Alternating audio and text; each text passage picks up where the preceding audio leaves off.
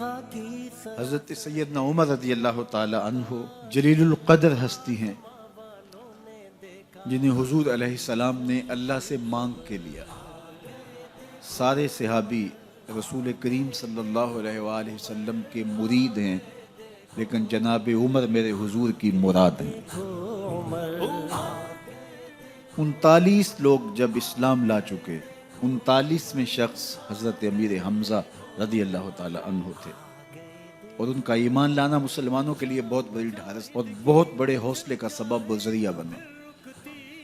تو میرے حضور نے ہاتھ اٹھا لیے، کہا اے اللہ، ایک شیر دیا ہے امیر حمزہ، ایک شیر اور عطا کر دے، اب تیری مرضی، عمر بن خطاب دے دے یا عمر بن حشام دے۔ حضور دعائیں مانگ رہے اور یہ ہاتھ میں تلوار لیے غیظ و غضب سے بھرے ہوئے گھر سے نکلتے ہیں کہ بانی اسلام کا چراغ ہی بجھا دینا ہے۔ راستے میں ایک صاحب ملے اور کہا کہ عمر، تیور کوئی اچھے نہیں لگتے، خیر تو ہے، کدھر جا رہے ہو؟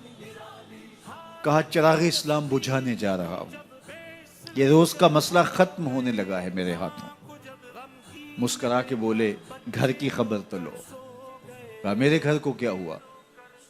کہا تمہاری بہن فاطمہ بھی نوکر بن گئی ہے رسول اللہ صلی اللہ علیہ وسلم۔ غصے سے بھرے ہوئے اپنی بہن کے گھر کا رخ کرتے ہیں، اندر سے قرآن پڑھنے کی آواز آ رہی ہے، غصہ اور بڑھ جاتا ہے، دروازے کو زور زور سے کھٹکھٹاتے ہیں۔ اہل خانہ سمجھ گئے ماجرا کیا ہے، گرجدار آواز ہے جناب عمر کی، دروازہ کھولو۔ جلدی سے معلم کو چھپا دیا اور بہن آگے بڑھ کے دروازہ کھولا۔ کہا تم سابی ہو گئے ہو، دین چھوڑ دیا تم نے، بتوں کی وفا ترک کر دی اور بے تحاشا مارنا شروع کیا۔ بہن کا سر پھٹ جاتا ہے، خون بہنے لگتا ہے اور یہ مارتے چلے جاتے ہیں۔ فاطمہ بنت خطاب بولی عمر تم خطاب کے بیٹے ہو، سنو میں بھی خطاب کی بیٹی، جو ظلم جو جبر کرنا ہے کرو، میں محمد عربی کا دامن نہیں چھوڑوں گی۔ سوچنے پہ مجبور ہو جاتے ہیں وہ کون سی طاقت ہے جس نے بجلیاں بھر دی اس کے اندر۔ کہا جو تم پڑھ رہے تھے مجھے بھی سنا سکتے ہو؟ کہا تمہیں غسل کرنا ہوگا۔ عمر اپنے بدن کو دھو رہے ہیں، میرا رب دل دھو رہا ہے۔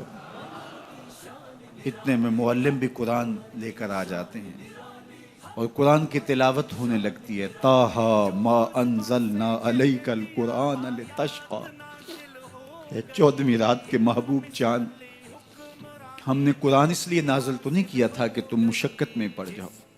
کہ ایک رکے سے ہوئی جاری، بے تاب ہو گئے۔ کہا عمر کی عمر برباد ہو گئی، مجھے لے چلو حضور کی چوکھٹ پہ، تلوار حمائل کی ہے، بہنوئی ساتھ ہیں۔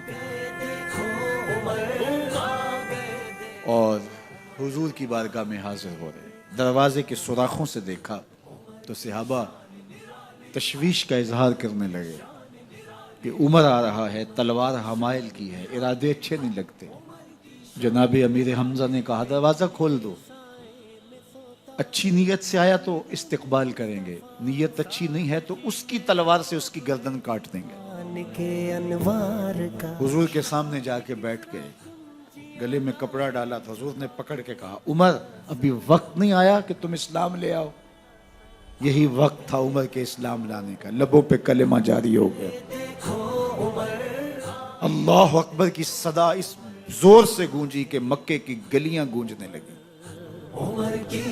اسلام لانے کے بعد حضور سے پوچھتے ہیں حضور کیا ہم حق پر نہیں ہیں؟ فرمایا ہم حق پر، اللہ کا دین سچا نہیں ہے؟ کہا اللہ کا دین سچا ہے۔ آپ اللہ کے سچے نبی نہیں ہیں؟ فرمایا میں اللہ کا سچا نبی ہوں۔ تو کہا پھر ہم چھپ کے عبادت کیوں کریں؟ اب مسلمانوں کی 2 صفیں بنتی ہیں، ایک صف کی قیادت امیر حمزہ کرتے ہیں، دوسری صف کے آگے آگے عمر بن خطاب چلتے ہیں اور حضور درمیان میں ہیں، اور یہ ملکوتی قافلہ صحن حرم میں آ کے اعلانیہ عبادت کرتا ہے۔ حضرت عبداللہ ابن مسعود رضی اللہ تعالیٰ عنہ فرماتے ہیں عمر کا اسلام لانا اسلام کے لیے عزت کا سبب بنا، اسلام کے وقار کی علامت بن گیا۔ ایک ایک کے دروازے پہ جا کے دروازہ کھٹکھٹا کے کہتے ہیں، وہ تو اور خبر سننے کے لیے بے چین تھے کہ یہ بانی اسلام کی زندگی کا چراغ بجھانے گیا تھا، کوئی خبر لایا ہوگا۔ وہ کہتے ہیں آؤ عمر کدھر آئے ہو؟ کہا تمہیں بتانے آیا ہوں، کمزوروں سے پنجہ آزمائی کرتے رہے ہو، آؤ میرے سے بات کرو، میں محمد عربی کا نوکر بن گیا ہوں۔ اللہ اکبر۔ میرے حضور نے فرمایا جب اچھے لوگوں کا ذکر کرو تو میرے عمر کا ذکر بھی کیا کرو۔ میرے عمر کی زبان پر حق بولتا ہے، سچ بولتا ہے۔ ان الشیطان یفر من ظل عمر، عمر کے سائے کو دیکھ کے شیطان بھاگتا ہے۔ اللہ اکبر۔ اسلام لائے تو زندگی کی ایک ایک سانس اسلام کے لیے وقف کرو۔ حضور کا پہرا دیا، حضور کی ناموس کا پہرا دیا، حضور کی شریعت کا پہرا دیا۔ اسلامی فتوحات پھیلیں تو پھیلتی ہی چلی گئیں، کبھی مصر فتح ہو رہا ہے، کبھی ایران فتح ہو رہا ہے، آرمینیا تک مسلمانوں کی افواج پہنچتی ہیں۔ 22 لاکھ مربع میل پر حضرت عمر رضی اللہ تعالیٰ عنہ کی سلطنت پھیل جاتی ہے۔ عدل و انصاف کا دورہ ہوتا ہے۔ زمانے نے دیکھا کہ غیر مسلم بھی عدالت میں کھڑا ہے تو اسے خوف نہیں ہوتا تھا کہ میرے سے ناانصافی ہوگی، اس لیے کہ حکومت عمر کی چل رہی ہے۔ وہ بھی مطمئن ہوتا تھا کہ میرے ساتھ انصاف ہوگا۔